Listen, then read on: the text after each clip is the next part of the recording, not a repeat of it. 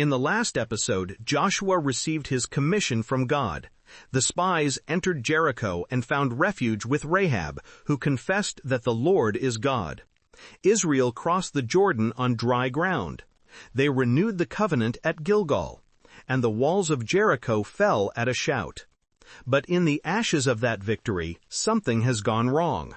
The Israelites have been unfaithful in regard to the devoted things. Achan, son of Carmi, the son of Zimri, the son of Zerah, of the tribe of Judah, took some of them.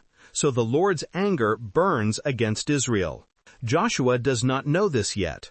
He sends men from Jericho to Ai, near Beth-aven east of Bethel. He tells them to go up and spy out the region. The men return with a confident report. Not all the army will have to go up against Ai. Send 2,000 or 3,000 men to take it. Do not weary the whole army, for only a few people live there. About 3,000 men march against Ai. The victory at Jericho still rings in their ears. But the men of Ai come out against them. They chase the Israelites from the city gate down the slopes. They strike down about 36 of them. The hearts of the people melt in fear and become like water. Joshua tears his clothes and falls face down to the ground before the ark of the Lord. The elders do the same. They sprinkle dust on their heads. They remain there until evening. Joshua cries out to God, "Alas, sovereign Lord, why did you ever bring this people across the Jordan to deliver us into the hands of the Amorites to destroy us? If only we had been content to stay on the other side of the Jordan. Pardon your servant, Lord. What can I say, now that Israel has been routed by its enemies? The Canaanites and the other people of the country will hear about this and will surround us and wipe out our name from the earth. What then will you do for your own great name?" The Lord answers Joshua, "Stand up. What are you doing down on your face? Israel has sinned. They have violated my covenant, which I commanded them to keep. They have taken some of the devoted things.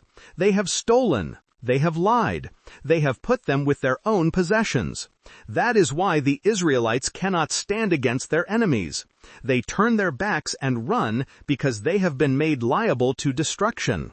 I will not be with you anymore unless you destroy whatever among you is devoted to destruction. Go, consecrate the people. Tell them to consecrate themselves in preparation for tomorrow. For this is what the Lord, the God of Israel, says. There are devoted things among you, Israel. You cannot stand against your enemies until you remove them.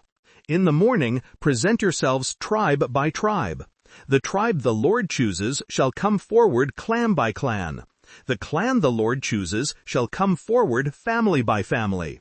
The family the Lord chooses shall come forward man by man. Whoever is caught with the devoted things shall be destroyed by fire, along with all that belongs to him. He has violated the covenant of the Lord and has done an outrageous thing in Israel. One man's sin has infected the entire nation. One theft has turned victory into defeat. Early the next morning, Joshua has Israel come forward by tribes. The tribe of Judah is taken. The clans of Judah come forward. The Zarephites are taken. He has the clan of the Zarephites come forward by families. The family of Zimri is taken.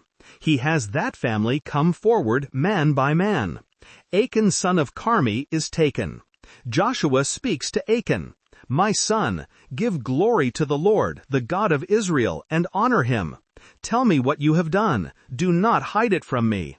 Achan answers, "It is true. I have sinned against the Lord, the God of Israel. This is what I have done. When I saw in the plunder a beautiful robe from Babylonia, 200 shekels of silver, and a bar of gold weighing 50 shekels, I coveted them and took them. They are hidden in the ground inside my tent, with the silver underneath." He saw, he coveted, he took, he hid. The same pattern that echoed in Eden now sounds again. Joshua sends messengers. They run to the tent. There it is, hidden in his tent, with the silver underneath. They take the things from the tent and bring them to Joshua and all the Israelites. They spread them out before the Lord. Joshua, together with all Israel, takes Achan son of Zerah, the silver, the robe, the gold bar, his sons and daughters, his cattle, donkeys and sheep, his tent, and all that he has. They bring them to the Valley of Achor. Joshua speaks, "Why have you brought this trouble on us? The Lord will bring trouble on you today." All Israel stones Achan. They stone his family with him. They burn them. They pile a large heap of rocks over them, which remains to this day. The Lord turns from his fierce anger. Therefore, that place has been called the Valley of Achor, the Valley of Trouble, ever since. The sin is purged, the camp is clean, but the lesson is severe. In the covenant community, one person's disobedience brings disaster on all. The Lord speaks to Joshua, "Do not be afraid, do not be discouraged. Take the whole army with you and go up and attack Ai. For I have delivered into your hands the king of Ai, his people, his city, and his land. You shall do to Ai and its king as you did to Jericho and its king, except that you may carry off their plunder and livestock for yourselves. Set an ambush behind the city." Joshua and the whole army move out. He selects 30,000 of his best fighting men and sends them out at night with these orders. Listen carefully. You are to set an ambush behind the city. Do not go very far from it. All of you be on the alert. I and all those with me will advance on the city. When the men come out against us, as they did before, we will flee from them. They will pursue us until we have lured them away from the city. For they will say, "They are running away from us as they did before." So when we flee, you are to rise up from ambush and take the city. The Lord your God will give it into your hand. When you have taken the city, set it on fire. Do what the Lord has commanded. See to it, you have my orders. The army moves into position. Joshua spends the night with the people in the valley. Early the next morning, Joshua musters his army. He and the leaders of Israel march before them toward Ai. They halt in front of the city, north of Ai, with a valley between them and the city. Joshua takes about 5,000 men and sets them in ambush between Bethel and Ai to the west of the city. So the soldiers take up their positions, the main camp north of the city, the ambush west of it. That night Joshua goes into the valley. When the king of Ai sees this, he and all the men of the city hurry out early in the morning to meet Israel in battle at a certain place overlooking the Arabah. The king does not know about the ambush behind the city. Joshua and all Israel allow themselves to be driven back. They flee toward the wilderness. All the men of Ai are called to pursue them. They pursue Joshua and are lured away from the city. Not a man remains in Ai or Bethel who has not gone after Israel. They leave the city open as they pursue.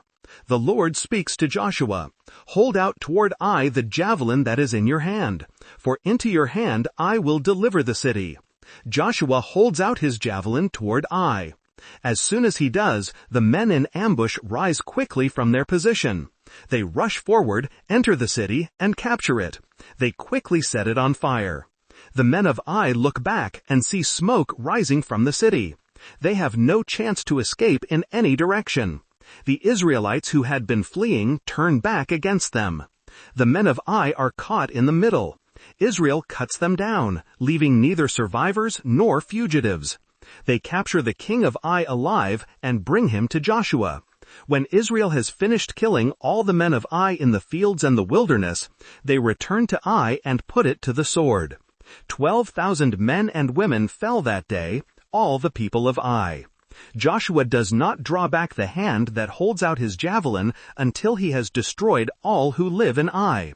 Israel carries off the livestock and plunder as the Lord has instructed Joshua. Joshua burns Ai and makes it a permanent heap of ruins. He impales the king of Ai on a pole and leaves him there until evening. At sunset, he orders the body taken down and thrown at the entrance of the city gate. They raise a large pile of rocks over it, which remains to this day. What failed in presumption succeeds in obedience. The same city that routed Israel now lies in ashes. On Mount Ebal, Joshua builds an altar to the Lord the God of Israel. He builds it of uncut stones on which no iron tool has been used. On it they offer burnt offerings to the Lord and sacrifice fellowship offerings. There, in the presence of the Israelites, Joshua copies on stones the law of Moses. All the Israelites, with their elders, officials, and judges, stand on both sides of the Ark of the Covenant, facing the Levitical priests, who carry it. Both the foreigners living among them and the native-born are there.